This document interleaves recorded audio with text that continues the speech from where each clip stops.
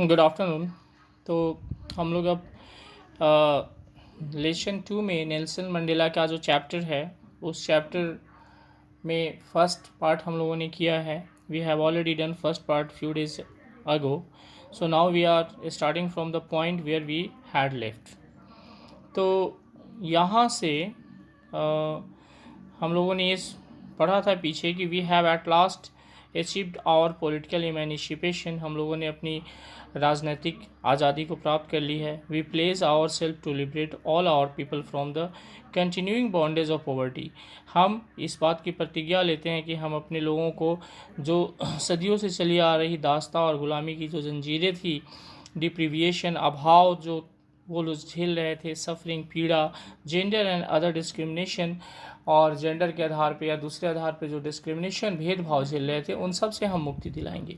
This very promise was made by Nelson Mandela and further he says, आज से हम लोग यहाँ से शुरू करते हैं, ये पहले कल का था, लास्ट क्लास का था।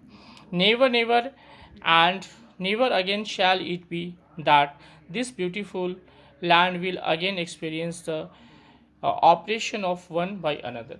अब कभी भी ऐसा नहीं होगा हिस्ट्री में कि ये हमारा सुंदर देश कभी एक समुदाय के द्वारा दूसरे समुदाय की जो पे अत्याचार होगा या उसकी आज़ादी को छीनी जाएगी। ऐसा अब कभी हम होने नहीं देंगे। The sun shall never set on so glorious a human achievement.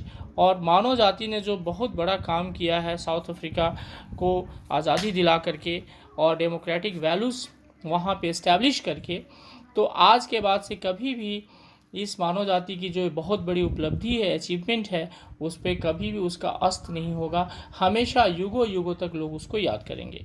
Late freedom reign, God bless Africa, की आज़ादी कायम रहे और अफ्रीका को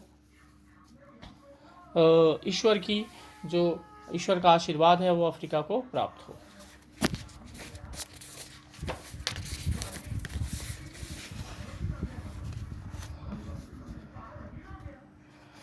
ये क्वेश्चन है ऊपर, क्वेश्चन को नहीं होगा तो हम लोग बाद में डील करेंगे, और आप लोगों को पढ़ने के बाद में जो जो समस्या आती है क्वेश्चन करने में वो आप हमें शेयर कीजिएगा, मैं उसको आपको समझाने की कोशिश करूँगा। तो पहले चैप्टर की ओर हम लोग चलते हैं। A few moments later, we all lifted our eyes in awe. और कुछ ही समय के बाद में हम सब लोग आश्चर्यचकित हो गए और हमने अपनी आंखें आश्चर्य में ऊपर की ओर उठाई। As a spectacular array of South African jets. Spectacular का मतलब होता है शानदार, जो अच्छी तरीके से हम देख सके, और एरे का मतलब होता है एक लंबी कतार या लाइन। तो spectacular array of South African jets, helicopters and troops carriers road in perfect formation. और ये साउथ अफ्रीकन जेट्स और जो हेलीकॉप्टर्स थे, ये एक कतार में और एक लाइन में ये आकाश में उड़े और गर्जना के साथ इन्होंने ज़बरदस्त वहाँ पे कलाबाजियाँ की ओवर द यूनियन बिल्डिंग्स पे। It was not only a display of pin point precision and military force. ये सिर्फ मिलिट्री फोर्स का और एक एयर फोर्स की एक्यूरेसी का ही मुजाहरा नहीं था, उसी का डिस्प्ले नहीं था, but a demonstration of the military's loyalty to democracy.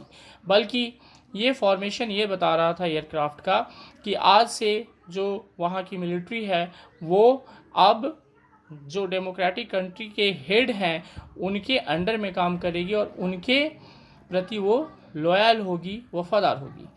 To a new government that had been freely and fairly elected. एक नई सरकार की वो वफादार होगी, लॉयल होगी, जो कि एक सही और बिना किसी भेदभाव के चुनाव में जीत करके आई है।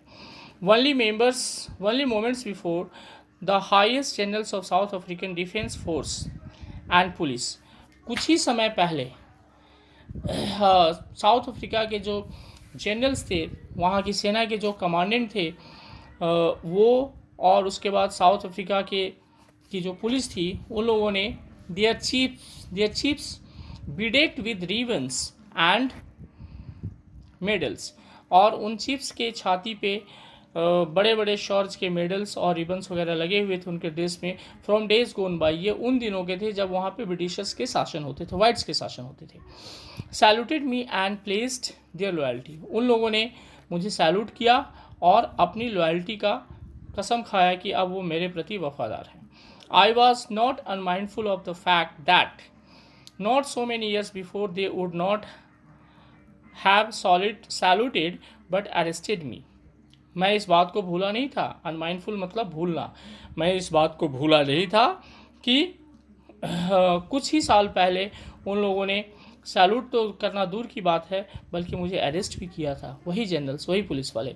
Finally a शेवरन of Impala jets left a smoke trail of black, red, green, blue and gold of the new south African flag. और उसके बाद क्या हो रहा है कि साउथ अफ्रीका के फ्लैग का फॉर्मेशन वहाँ के जेट्स ने डिफरेंट डिफरेंट कलर्स में धुएं उड़ा करके आकाश में बनाया। The day was symbolize for me by the playing of our two national anthems, और ये दिन मुझे इसलिए भी याद है क्योंकि उस दिन साउथ अफ्रीका के इतिहास में उस दिन आज़ादी के दिन 2 राष्ट्रगान बजे। And the vision of whites singing Nkosi Sikelel Africa, जो वाइट्स थे उन्होंने ये गाना गाया, राष्ट्रगान Nkosi Sikelel Africa, and blacks singing the Stem, और ब्लैक्स ने डाई स्टेम जो नेशनल सॉन्ग है वो गाया।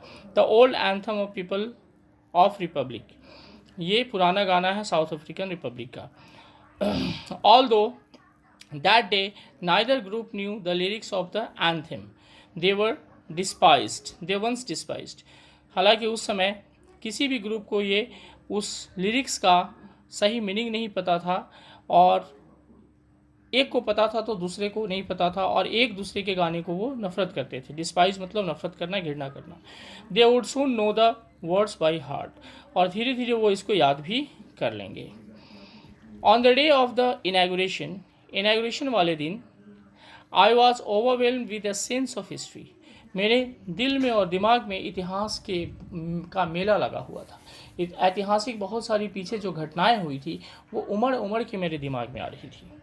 In the first decade of the 20th century, a few years after the battle bitter Anglo-Boer War, 20th century के पहले decade में जब एंग्लो बोर वॉर हुआ था उसके कुछ ही साल बाद में, and before my own birth, और मेरे जन्म के पहले की ये घटना है, the white skin people of South Africa pitched up their differences and erected a system of racial discrimination.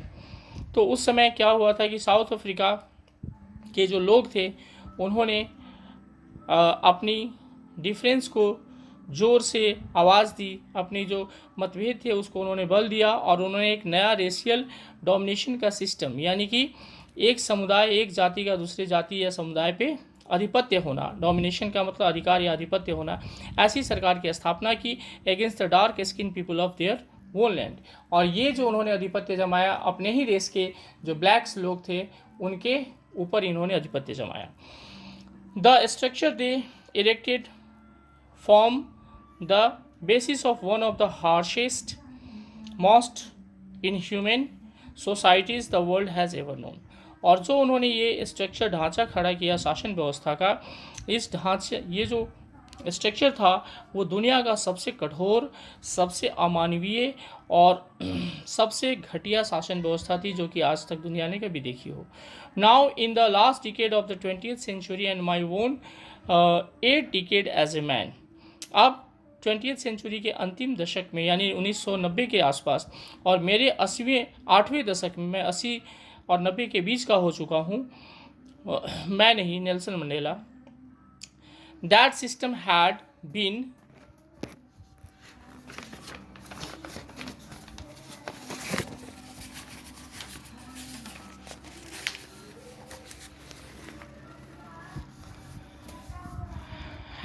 overturned।